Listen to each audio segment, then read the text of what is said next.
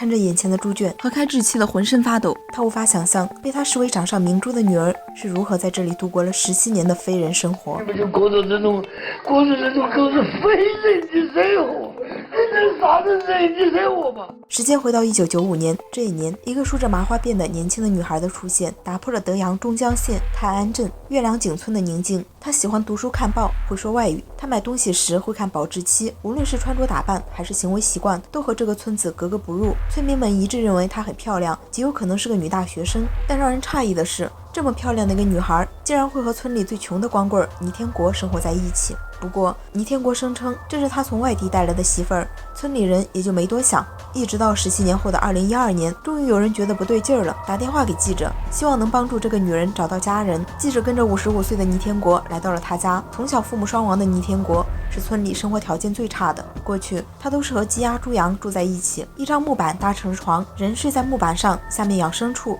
听说记者来的前一天才把牲畜养在了外面，床上也没个被褥，唯一一个枕头还是用一个毛衣卷的。平时他们就在光秃秃的木板上盖着一件脏兮兮的军大衣睡觉，屋顶漏雨，窗户透风，墙上破洞。就是在这个一贫如洗的猪圈里，记者见到了村民口中的女大学生何晨慧。她全然不似村民口中的聪明伶俐，反而有几分痴傻。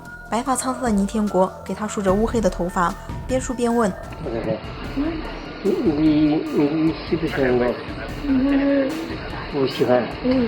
女孩已经被折磨得神志不清，但还是本能的厌恶这个老头。倪天国不死心，继续恬不知耻地问：你嫁不嫁给我？不嫁。不嫁。我嫁给你要不要？嫁。疼不我嘛？不然。我们都撵我了。尽管何晨慧的态度很明确，但倪天国一厢情愿地称她为自己的夫人。晚上，倪天国给记者表演了下他们平时都是怎么睡觉的。他踩着凳子爬上了木板。每天晚上都是这么睡的吗？这就是这样子睡的嘛。就是没有一个被子吗？就这样子睡。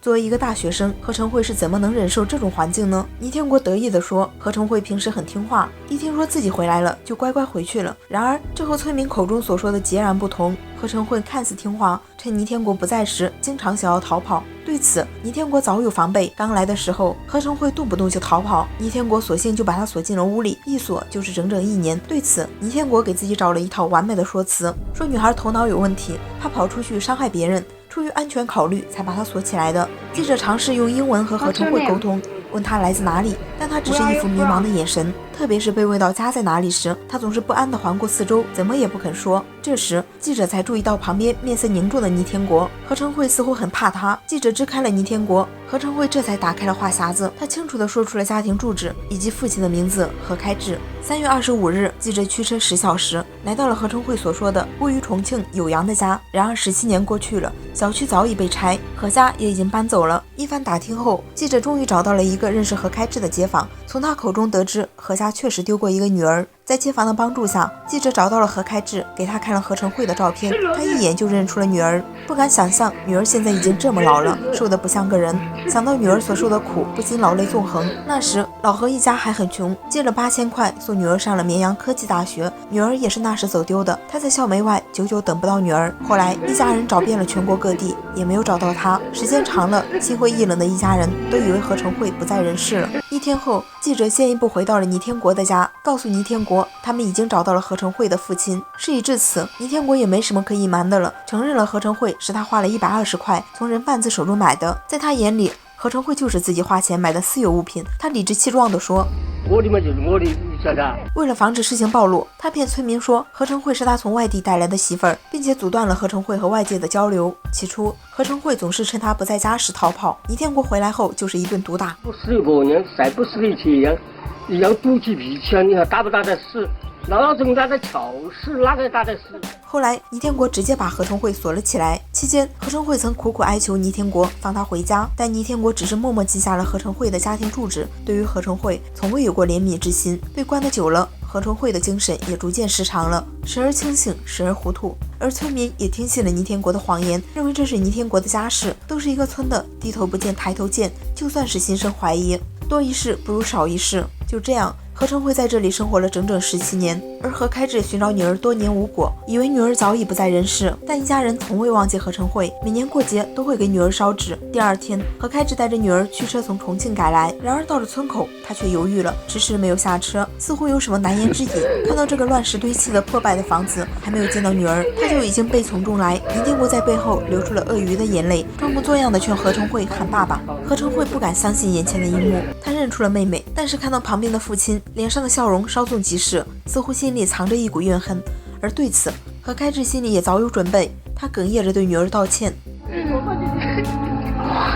我对不起你。”妹妹拿出了何成慧上大学时和家人的合照。多年以来，何成慧的走失成为了全家的伤痛。虽然女儿回不来了，妈妈仍每天在给她收拾房间。如今，妹妹也已经成家，孩子都已经11岁了。看着亲人相认的感人场景，倪天国谎话张口就来。他声称自己不知道何成慧的家在哪，还恬不知耻地叫看起来比自己还小的何开智爸爸，假惺惺的道歉。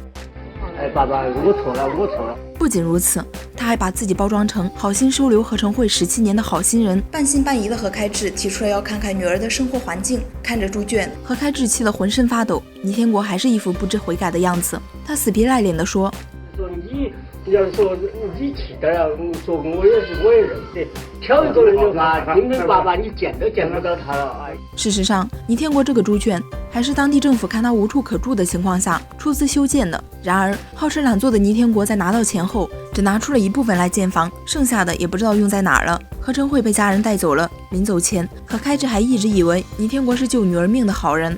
要不是个好人，今天我要给你打死，你知道不知道？对，感谢爸爸。何开智还给了倪天国600块，让他买床被子，好好生活，并且表示以后还会开车回来看他。倪天国一手推脱着说不要钱，一手死死地接住了钱。和家人离开后，倪天国抹起了眼泪。对此，节目组的说法是，他真正开始了良心的发现。但我并不认为这是良心的发现。一个骨子里发烂的人，怎么可能在瞬间悔悟？从何家一来，倪天国就开始了表演，眼泪不过是东窗事发后自欺欺人的掩饰。何成慧被带回了家，看着有些痴傻的女儿，母亲泣不成声。何开智也说出了深藏在心底的愧疚，他以前脾气不好，经常会对妻女大打出手。在上大学之前，女儿何成慧就已经有精神分裂了。何开智猜测，女儿有可能是在上学时突然精神失常，才被人贩子拐卖了。女儿走失后，何开智幡然悔悟，性格大变，一家人这才过上了和睦的日子。如今，女儿的回归在何开智看来是苍天有眼。故事结尾，一家人团团圆圆地拍了张合照。片中倪天国的无赖嘴脸一度让我感觉生理不适，更让我恶心的是，买卖人口的行为最后竟然可以被原谅，一句轻飘飘的良心发现就无视他17年的罪恶。最离谱的是，何父没送他进去，还倒贴钱让他过好日子。不过听到最后何父的解释，也能理解为什么他没有去追究倪天国的罪恶了。